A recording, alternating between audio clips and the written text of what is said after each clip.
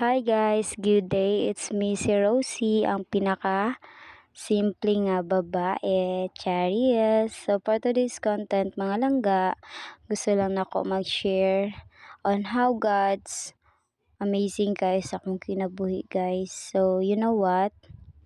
This past few days, grabe jud ang akong ka-stress and daghan kaayo mga nisud sa akong huna kay wala ko kabalo. I'm so worried about my future. But you know what guys?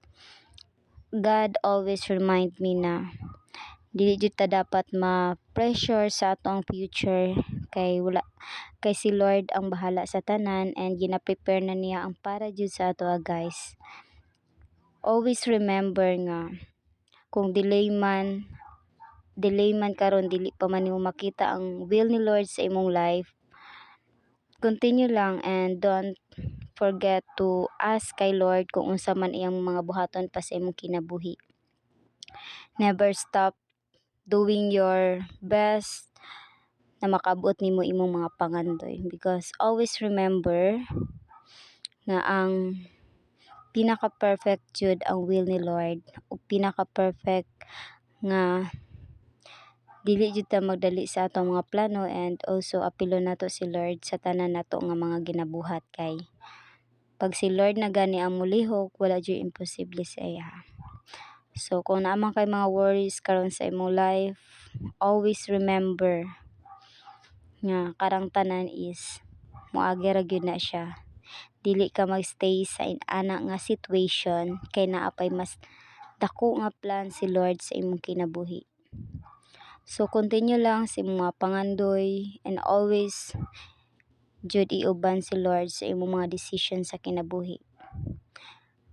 Ayaw pagluya-luya sa kinabuhi kay si Lord naara gyud na siya.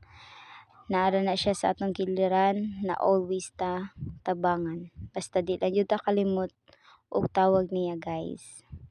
So ayan lang. Salamat sa pagpaminaw ug unta naa kay natun-an for today's video. Dili jud ta magluya-luya sa kinabuhi kay para dili ta maalkansi. Kay mao gay nang ginaingon, kung magluya ka, wala joy posible nga maabot sa imong kinabuhi. So that's all guys. I wish that God will grant all your desires in life and maabot nimo imong mga pangandoy sa kinabuhi. So that's all guys. Thank you for watching and please don't forget to follow me para mas daghan pa tag ma-share ug daghan pa tag motivate na mga tao, lalo na to mga tao nga daghan kay mga worries sa life, like daghan kay mga gikabalak-an sa kinabuhi. So mao na siya guys.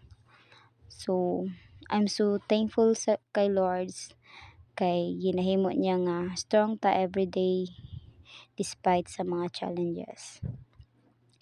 I hope this content will help you na mas magdikit or mas magpaduol ka kay Lord kay wala jud imposible sa iya. And that's all guys. Thank you for watching. God bless.